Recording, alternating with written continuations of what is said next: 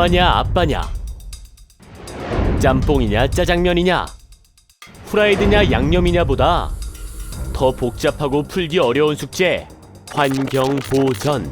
현대인에게 이런 언쟁은 이제 너무도 익숙한 일이 돼버렸는데요. 2018년 4월 27일 남북정상회담, 6월 12일 북미정상회담이 성사된 이후 남북 간 화해 무드가 조성되면서 다시금 화두로 떠오르는 언쟁 격전지가 있습니다. 바로 남과 북을 가로지르며 펼쳐진 미지의 세계, DMZ. 비무장지대 일대가 평화 관광지로 거듭납니다. 정부는 최근 DMZ 일원을 한반도 교통, 물류 중심지, 생태 평화벨트로 만들겠다고 밝혔는데요. 이 소식을 접한 환경단체들은 생태관광이란 미명하에 개방부터 하고 보는 행정이 개탄스럽다며 반박에 나서고 있습니다. 정부와 환경단체, 과연 누구의 말이 맞는 걸까요? 또 이곳을 두고 어떤 이야기가 오가고 있는 걸까요? KEI 영상보고서에서 살펴보겠습니다.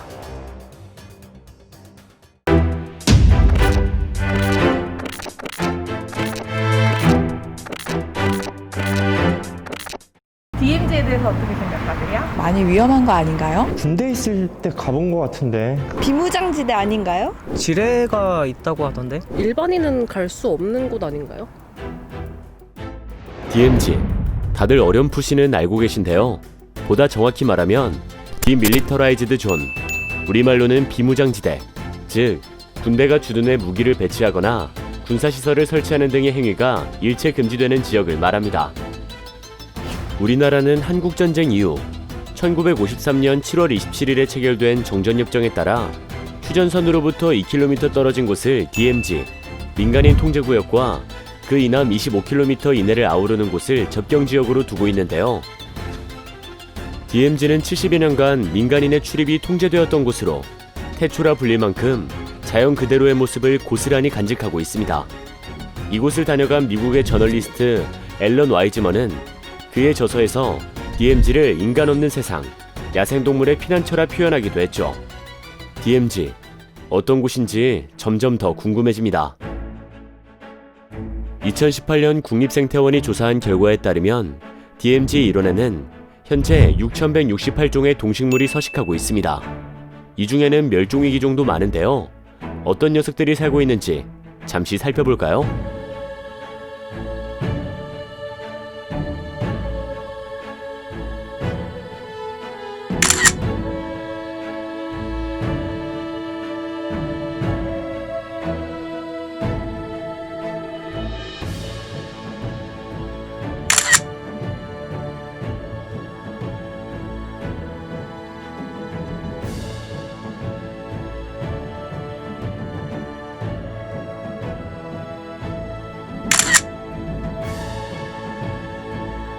일상에서 보기 힘든 초호화 게스트들 잘 보셨나요?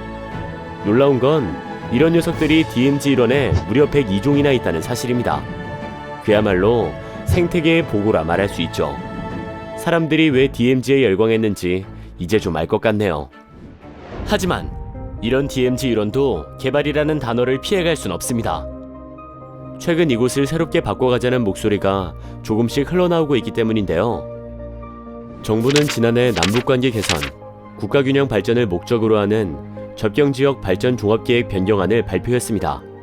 남북 교류협력 기반 조성, 생태 평화관광 활성화, 정주여건 개선, 균형발전 기반 구축 등 4대 핵심 전략에 따라 DMZ 일원을 한반도 생태 평화벨트 중심지로 육성한다는 내용이 담겨 있는데요.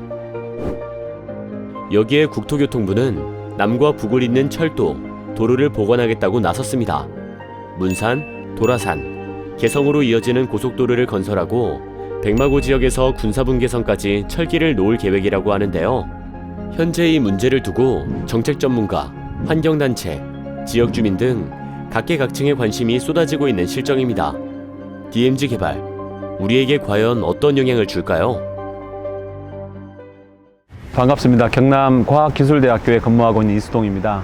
DMZ와 접경지역 개발 어떻게 보시는지 궁금합니다. DMZ와 접경지역은 긴 시간 동안 생태적 천위가 진행되면서 다양하고 안정된 서식지의 원형을 오늘날까지 유지해오고 있습니다. 인위적인 간섭의 배제로 인해서 다양한 종이 서식할 뿐만 아니라 두루미, 제두루미 등이 월동하고 있어서 국제적으로도 중요성이 높은 생태계로 인식되고 있는 거죠. 이런 DMZ 생태벨트는 안타깝게도 현재 군사보호구역 해제, 민간인 통제선 북상 등 민간에 의해 훼손될 위기에 놓여 있습니다. 최근 발표된 DMZ 발전 계획은 보전, 보호보다는 산단, 공단 등 개발의 방점을 찍고 있어서 생태계를 훼손시킬 우려가 있다는 거죠. DMZ 이론 개발 우려되는 점이 있다면 어떤 게 있을까요? DMZ와 접경지역 개발은 환경 보존과 군사적 긴장 완화를 기반으로 추진해야 한다는 원칙 하에 국립공원, 섭지보호지역 등 법정보호지역으로 지정하는 것을 우선순위로 두고 진행해야 하는데요. 현실은 녹록지 않은 것 같습니다. 예를 들면 국토교통부와 행정안전부에서 발표한 문산,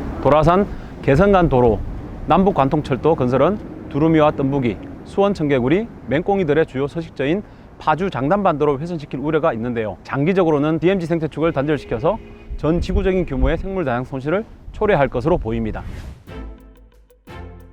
교수님의 말씀을 듣고 보니 DMZ 개발 섣불리 추진해선 안 될 것 같은데요.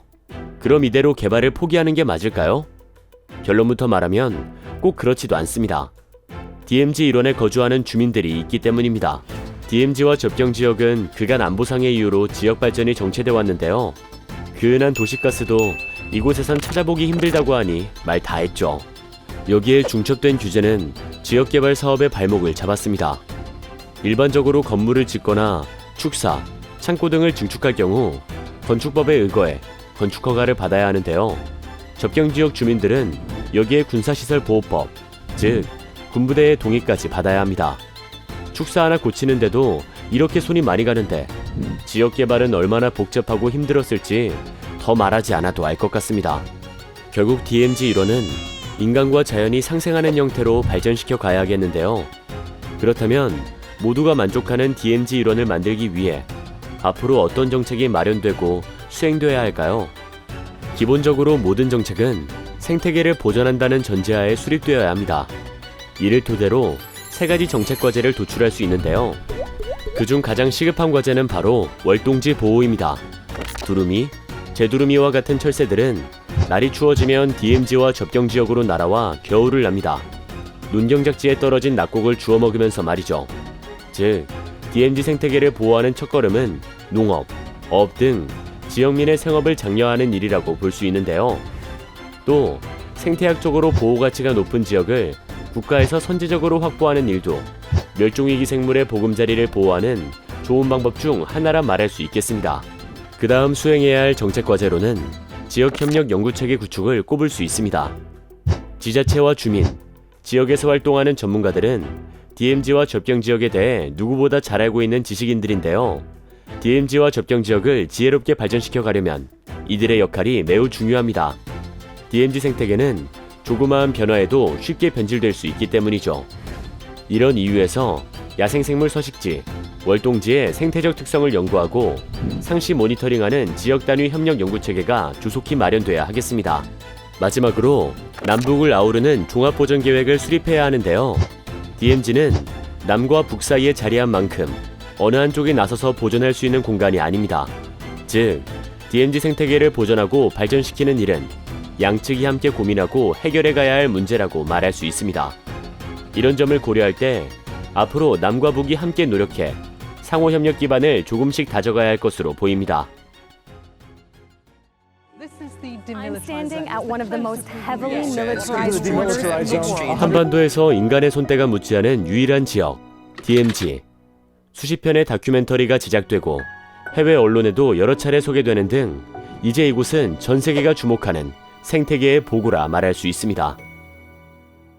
50년 전 DMZ 일원을 날아다니는 두루미떼 모습에 반해 국제 두루미 재단을 설립했다는 조지 아치볼드는 얼마 전 두루미의 수와 종이 예전보다 줄었다며 DMZ에 남다른 애정을 보내기도 했죠. 캐나다 출신인 그가 DMZ 생태계를 이토록 걱정하다니 이 땅의 주인으로서 DMZ에 더 많은 관심을 가져야겠다는 생각이 마구 솟구치는데요. 우리보다 한 발 앞서 통일을 이룬 독일이 DMZ를 인간과 자연이 상생하는 생태공원으로 탈바꿈한 것처럼 우리도 조화로운 보전, 지속가능한 발전을 통해 미래 세대에 값진 선물을 안겨줄 수 있도록 정책 수립 과정에 애정어린 관심을 쏟아야 하겠습니다.